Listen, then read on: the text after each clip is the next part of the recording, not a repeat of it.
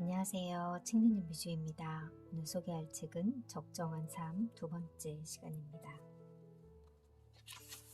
우리 곁에 소시오패스.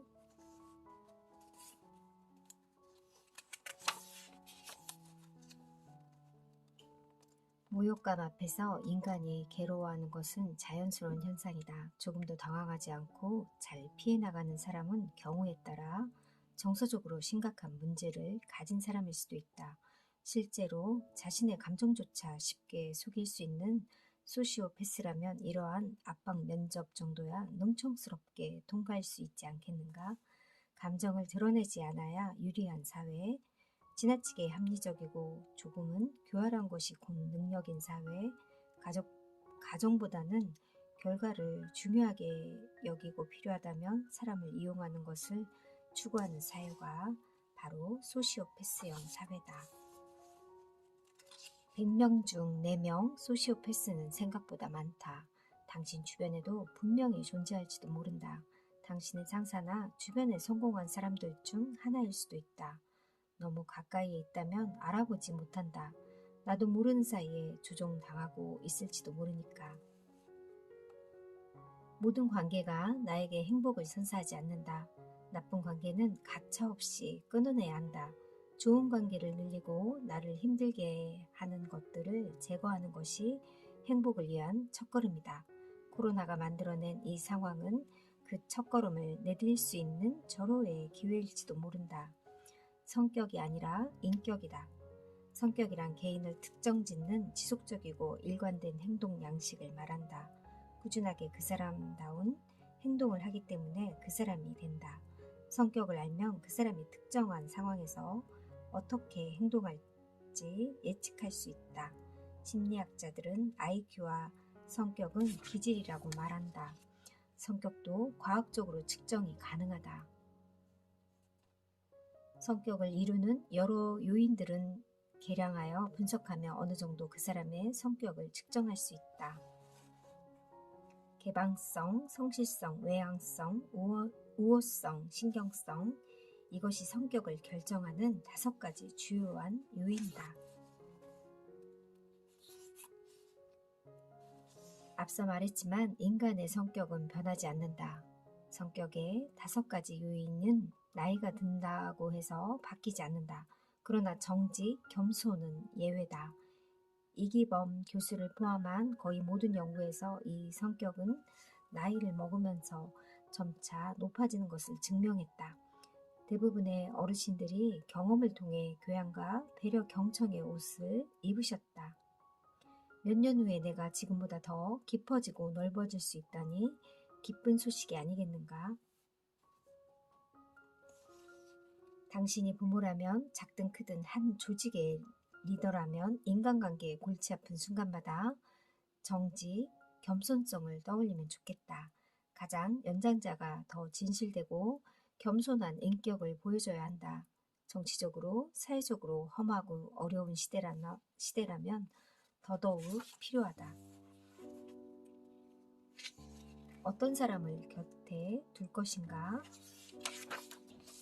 진실은 언제나 맥락 속에 있다. 맥락을 놓치는 사람은 쉽게 함정에 빠질 수밖에 없다. 그러나 맥락은 절대 쉽게 드러나지 않는다.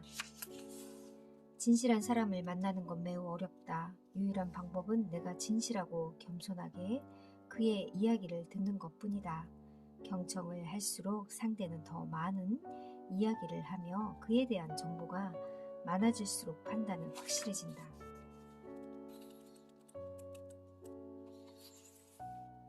이타성, 역량이 되라. 윤리적이고 이타적인 사람들의 특징을 살펴보면 그 답이 나온다. 그들은 참 따뜻하다. 나에게 도움이 안 되는 사람도 말을 걸게 해준다. 자기에게 도움이 되는 사람하고만 소통하기, 이기적인 사람들과는 확연하게 구별되는 특징이다. 사실 전교 1등이 전교 2등을 가르치는 건 어렵지 않다. 한두 가지 포인트만 찔러줘도 말하지 않는 부분도 알아차리니 말이다. 인간이 가진 뛰어난 능력 중에 메타인지 능력이라는 게 있다. 자신이 아는 것과 모르는 것을 자각해 스스로 문제점을 찾아내고 해결할 줄 아는 인식이다.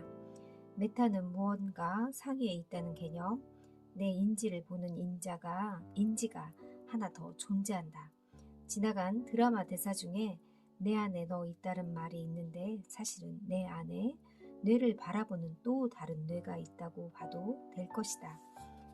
그런데 이 메타인지는 좀 허술한 것이 친숙한 것과 안다는 것을 헷갈려 한다. 그래서 어중간하게 친한 것들은 내가 아는 것인지 모르는 것인지 혼란스러울 때가 많다. 그 사람 누구였지? 이름이 뭐였더라? 많이 본 외국 배우의 이름이 입 밖으로 튀어나오지 않고 혀끝에서 맴도는 설단 현상은 메타인지와 진짜인지가 싸우는 대표적인 장면이다. 우리 이럴 때 많이 있잖아요. 불안의 시대에서 행복을 말하다. 우리에게 행복이 필요한 이유. 이쯤 되면 많은 사람들이 궁금할 것이다. 어떻게 해야 개소리하는 이들에게 휘둘리지 않을지 특별한 방법이 있는지 말이다. 여기에는 굉장한 명확한 답이 있다. 행복이다. 정확히 말하면 행복한 사람은 절대 개소리에 당하지 않는다. 행복한 이들의 중요한 특징 중 하나는 파괴보다는 공존을 선택한다는 것이다. 행복해 본 사람은 그게 얼마나 좋은지 안다. 그리고 자신의 행복을 이어나가고자 하는 강한 욕구가 있다. 이들은 절대 파괴를 선택하지 않는다. 작고 소박해도 확실한 경험을 경험하는 것이 개소리에 대항하는 강력한 무기가 된다. 우리가 앞으로 추구해야 하는 행복의 가치와 중요성, 나아가기 위한 지혜의 방법들까지 혼돈에 빠진 세상 속에서 많은 이들이 절실하게 궁금해한 심리학의 과제들이 있었다. 무수한 질문에 대답하기 위해 연구하고 고민하다 보니 어느덧 작은 길이 보이는 것 같은 기분이다. 지금부터 독자 여러분들과 함께 그 길을 조심스럽게 찾아보고자 한다. 행복이란 무엇일까? 가장 유명한 행복 연구로 알려진 하버드 그랜트 스터디를 살펴보면 행복이란 주제를 향해 달려온 심리학자들의 고집스러운 열정을 엿볼 수 있다. 하버드의 행복 연구, 단언컨대 심리학 역사상 이보다 더 긴 시간 동안 많은 연구자들에 의해 오랜 시간 회자되어 온 임팩트 있는 연구는 없었으리라. 이 연구는 1938년도부터 시작되었다. 연구 대상자의 생애를 추적하는 조사다. 행복의 5가지 공식. 긍정적인 정서를 말한다. P. 2. 흔히 숙소 혹은 몰입감이라고 말로 해석한다. 3. R. 관계를 말한다. 4. M. 의미 있는 삶이다. A. 성취를 뜻한다. 즉 좋은 감정을 자주 느끼고 해야 할 일에 집중하며 좋은 사람들과 친밀한 관계를 유지하고 의미를 추구하며 일정한 성취를 이뤘다면 누구나 행복해질 수 있다는 말이다.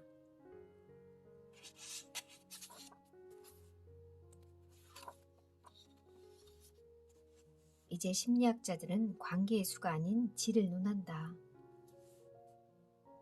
인간에게 필요한 것은 많은 관계가 아닌 좋은 관계라는 것이 학계의 일반적인 정설이 되었다. 그러나 지금 이 순간에도 우리는 나쁜 관계에 얽힌 스트레스와 부조리, 지속적인 상처 속에 노출되어 어쩔 수 없이 관성대로 유지하고 있는 이 관계들은 나의 행복에 전혀 도움이 되지 않는다. 전 세계가 거리두기를 권하고 있다. 이번 기회에 용기를 내어 나의 행복을 방해하는 관계부터 제거해보자. 아마 여생의 삶의 질이 달라질 것이다.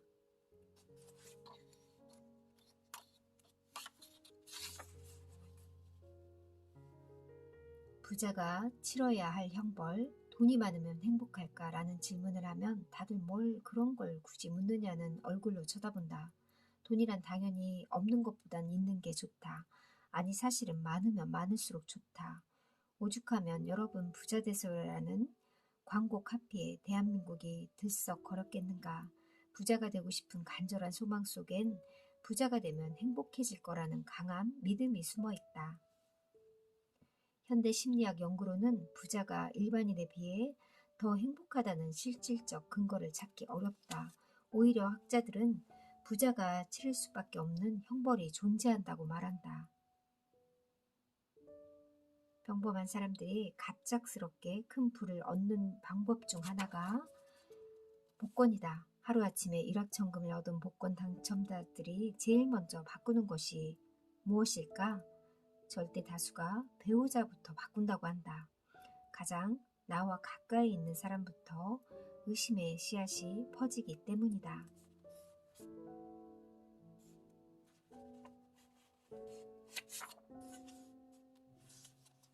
심리학자 다니엘 카네만은 그의 전망의 이론을 뒷받침하기 위해 재미있는 그래프를 하나 소개했다.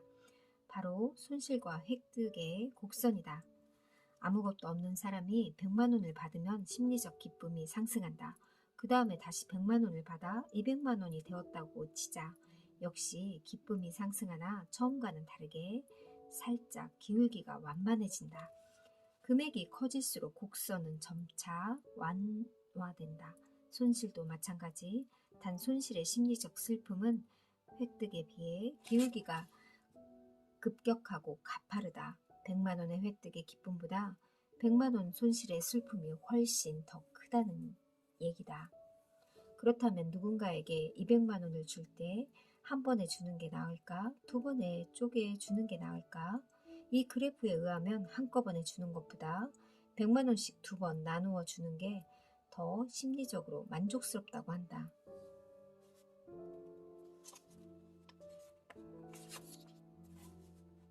나의 위시 리스트는 무엇인가? 전 세계에서 제일 IQ가 높고 부지런한 한국인이다. 외국인 학자들은 나만 보면 한국인들이 정말 대단하다고 칭찬하곤 한다. 뭐 좋아하세요? 우리나라 사람들에겐 이만큼 어려운 질문이 없다.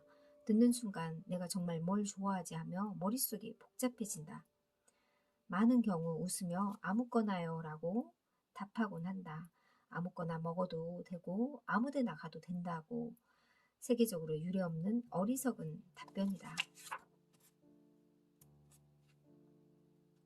인생에서 가장 중요한 숫자.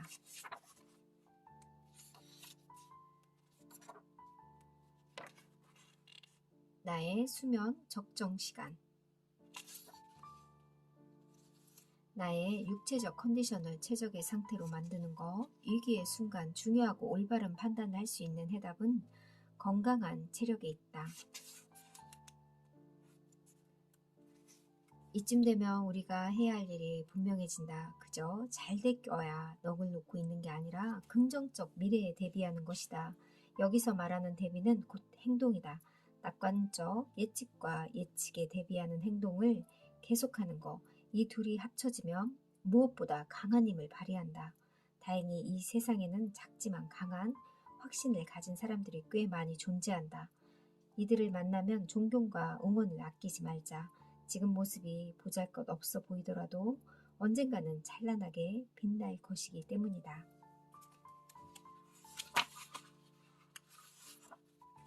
배려와 감사의 사회. 그렇다면 결론은 단순해진다. 인위적으로 떠올린 감사함에도 시련을 극복할 힘과 정직한 태도가 생겨났다.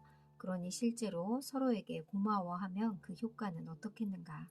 자주 감사를 느끼고 그것을 표현하는 것만으로도 우리 공동체가 더 건강해질 거라는 것은 누구나 예상할 수 있는 일이다.